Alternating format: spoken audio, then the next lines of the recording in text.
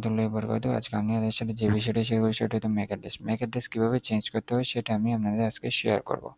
তো চলুন প্রথমে যেতে হবে কমান্ড, দিবেন গেট ম্যাক। এরপর আমার এটা আছে ম্যাক অ্যাড্রেস ডিভাইস কানেক্টেড কোনটা আছে এটা, তো এটা অনুযায়ী আপনাকে বের করতে হবে। তারপর আপনি চলে যাবেন হচ্ছে রেজিস্ট্রি এডিটর। রেজিস্ট্রি এডিটর যাবেন, ইয়েস। এখান থেকে ফাইলগুলো ওপেন করবেন।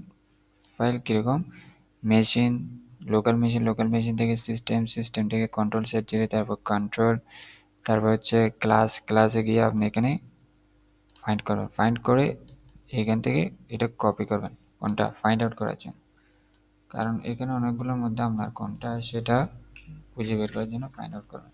কপি করে এখানে পেস্ট করে দিন। পেস্ট করে দেওয়ার পর ফাইন্ড টেক্সট, তাহলে তারা বলতেছে এটা কত নম্বর আছে, এটা এই ক্লাসের মধ্যে আছে, ক্লাসের এখানে আছে। তাহলে আপনি এখানে কি করবেন, নেট সিএফজি বের করবেন। নেট সিএফজি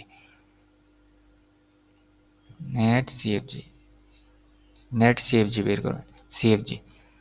সিএফজি বের করার পর দেখেন নেট সিএফজি, এরপর চলে যাবেন এখানে, এটার সাথে এটা মিল আছে কিনা দেখেন।